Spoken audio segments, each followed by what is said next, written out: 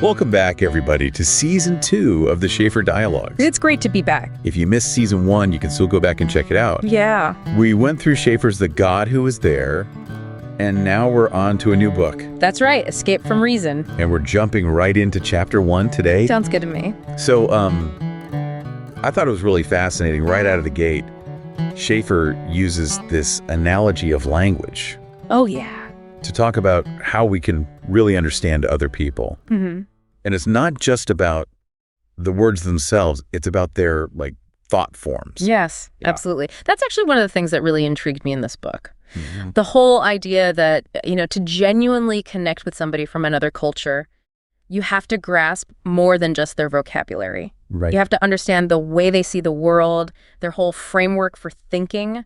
It's like, you can learn the words to a joke in another language, but still completely miss the point because you don't get the cultural nuances. Yeah. Okay, so we're taking a historical journey, but where do we even start? Well, Schaeffer starts with Thomas Aquinas, this pivotal figure who had a massive influence on Western thought. Aquinas drew this distinction between nature, that's the earthly, observable world, and then grace, the divine realm. Okay. And this distinction, the seemingly simple idea, it had some huge ripple effects. I'll admit, when I was reading it, I thought, okay, nature and grace, these are pretty straightforward concepts. But Schaeffer really dives deep into how this distinction sort of set the stage for some major shifts in thinking. Right, because you see, before Aquinas, there was this overwhelming emphasis on grace. Think of Byzantine art. It's incredibly symbolic, otherworldly. There's very little focus on the natural world. It's like those icons you see in Eastern Orthodox churches, right? Exactly. Very stylized and entirely focused on the spiritual realm. Yeah. But then Aquinas comes along and brings nature into the spotlight. And in a way, that was a good thing. It affirmed the goodness of God's creation, the beauty of the world around us. Okay, so what's the problem then? If he's bringing attention to God's creation, that seems like a positive thing, right? Well, the problem is that this emphasis on nature also opened the door for what we now call humanism. This idea that human reason can operate independently of God, that we can figure everything out on our own. So it's like a seesaw. As the emphasis on nature goes up, the focus on grace starts to go down. You got it. And that's precisely what Schaeffer argues happened. Okay. As nature became more autonomous, it began to overshadow grace. So to kind of illustrate this point, Schaeffer takes us on this really interesting tour of Renaissance art. And he starts with this miniature from the early 1400s where Mary and Joseph are these massive figures towering over these tiny people in the background. And it's like a visual representation of, the dominance of grace over everything else. Right. It's a perfect visual metaphor for the worldview of the time. God and the spiritual realm are at the center of everything. And then all of a sudden, bam, we see this tiny little landscape painting by Van Eyck in 1410. And suddenly, nature is the main attraction. It's like a window into a whole new way of seeing the world. And from that point on, landscapes start appearing everywhere in Renaissance art. It's fascinating, isn't it? You can practically see the shift in thinking unfolding right before your eyes. The natural world is no longer just a backdrop. It's becoming a subject worthy of attention in its own right. Yeah. And then things get even more interesting with Van Eyck's Madonna of the Chancellor Roland. Now, the Chancellor, this very human, earthly figure, is painted the same size as Mary. It's subtle, but it's a significant shift. Like the balance between nature and grace is starting to tip. It really makes you wonder what Van Eyck was trying to convey.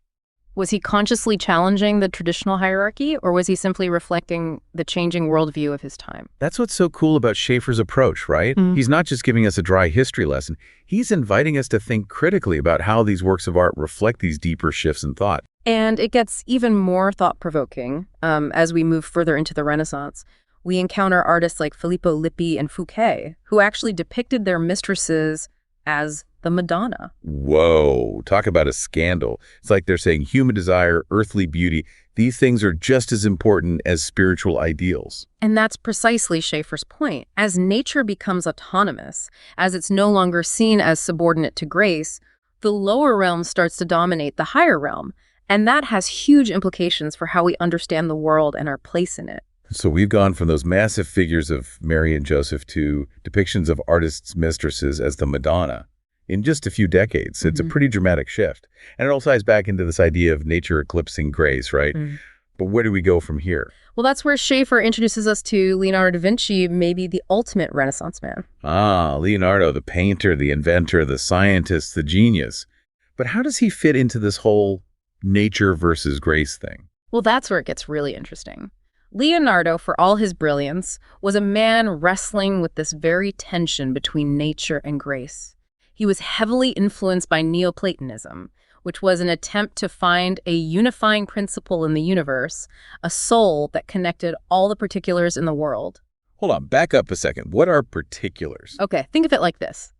Every individual thing is a particular. So a tree, a rock, a person, those are all particulars. Okay. But the Neoplatonists, they believed there had to be something that unified all these particulars, something that gave them meaning and connected them to a higher reality. Gotcha. So Leonardo was looking for this unifying principle, this soul that connected everything. Exactly. But here's the thing. Leonardo was also this brilliant mathematician.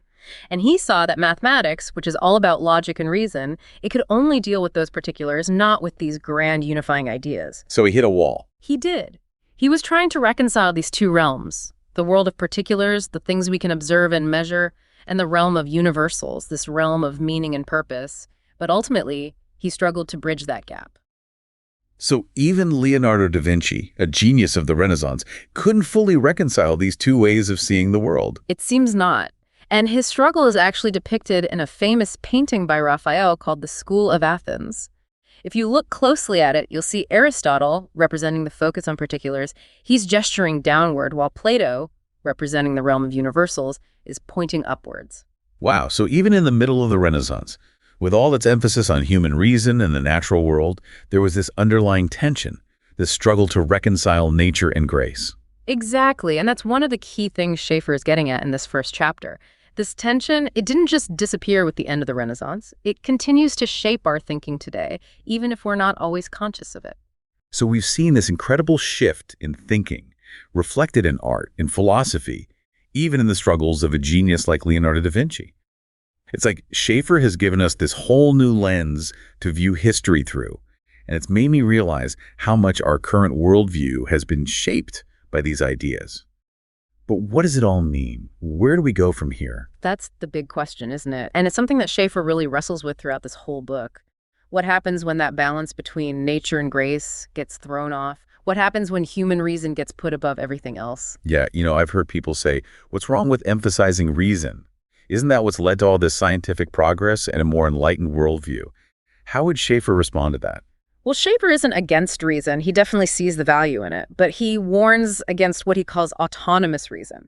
That's where reason gets separated from any higher authority, any sense of something bigger than ourselves.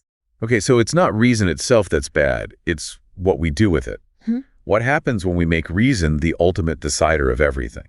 Exactly. Because think about it. If reason is the only thing we can rely on, there's no real basis for things like morality or purpose or even meaning. Everything just becomes relative. Ah, I see. So it's not just about whether you believe in God or not. It's about the very foundation of how we understand the world. If reason is all we've got, then it's a pretty shaky foundation. Exactly. And that leads to this sense of everything falling apart, of meaninglessness. Because if there's no bigger purpose out there, then what's the point of anything, right? We're just left with all these random facts and experiences that don't really connect. And Schaeffer would say that this fragmentation, this lack of meaning, it's everywhere in the modern world. It's funny you should say that. I was just talking to a friend the other day who was saying how overwhelmed she feels by all the information out there. She's like, I'm drowning in data, but I can't make any sense of it. It's like she's got all the pieces, but she can't put the puzzle together. That's a great example of what Schaeffer's talking about. He'd say, it's not that we just have too much information, it's that we've lost the framework, the thing that ties it all together and helps us understand it. And he'd say that thing, that unifying principle, is grace. Yeah. Right? It's that connection to something beyond us, something bigger than the material world. Exactly. It's recognizing that there's more to reality than what we can just see and measure with our senses or our scientific instruments. There's this whole other dimension, this realm of meaning and purpose that reason alone can't fully grasp. Okay, so how do we find that then? How do we reconnect with grace in a world that feels so fragmented and meaningless? That's the journey Schaeffer wants to take us on in this book, an escape from reason.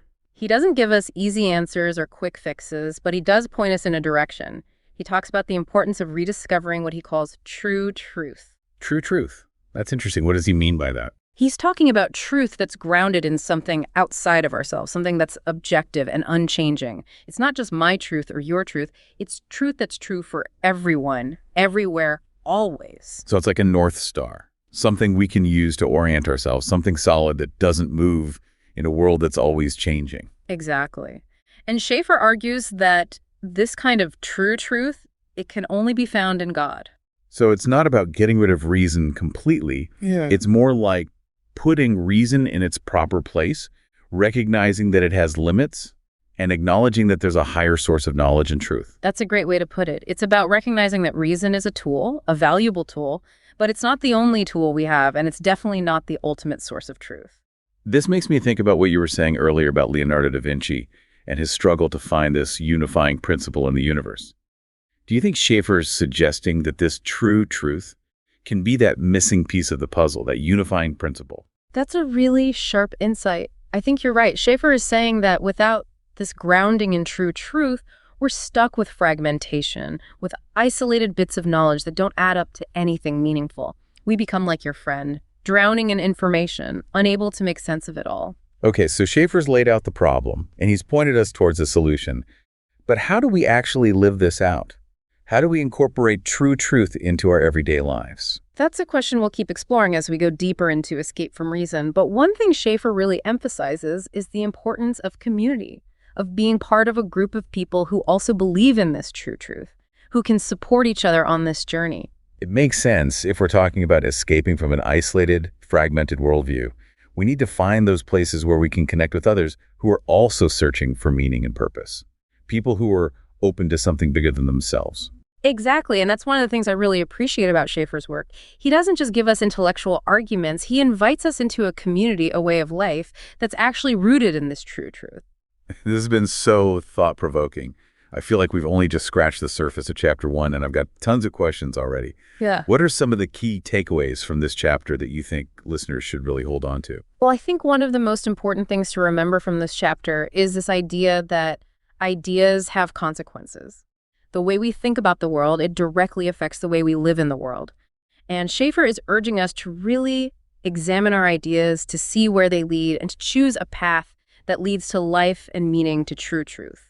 You know, it's interesting because in a way we've come full circle. We started with this analogy of language and how important it is to understand different ways of thinking. And now we're talking about how our current ways of thinking, which have been shaped by this history of ideas, make it hard to even talk about some concepts, like a God who is beyond our understanding or truth that is true for everybody. It's like our language itself has been influenced by this shift away from grace and toward autonomous reason. That's a great observation, and it brings us right back to Schaeffer's main point. If we want to effectively communicate the Christian faith in our modern world, we need to understand how we got here. We need to understand these historical shifts in thinking, these underlying assumptions that shape how people see the world.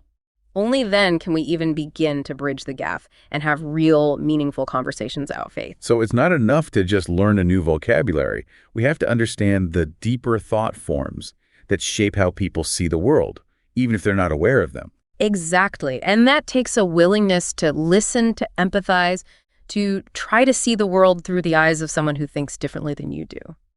That sounds challenging, Yeah. but it's also an incredible opportunity to really connect with people on a deep level, to understand where they're coming from, and to share truth in a way that speaks to their experience. I agree. And for our listeners who want to dig deeper into these ideas, I highly recommend checking out Joseph R. Miller's website, morethancake.org. He's got some amazing resources on Schaeffer's work, and he's just a great person to connect with if you have questions or want to explore these conversations further. He really is a fantastic resource, and I know he would love to hear from any of you. Well, that wraps up our first deep dive into Escape from Reason. But this is just the beginning. Be sure to join us next time as we jump into Chapter 2, where Schaeffer takes us even further down this rabbit hole of ideas, exploring the history of philosophy and how it led to this elevation of autonomous reason. It's going to be a wild ride. Get ready. Until then, keep thinking, keep asking questions, and keep looking for that true truth Schaeffer is pointing us toward.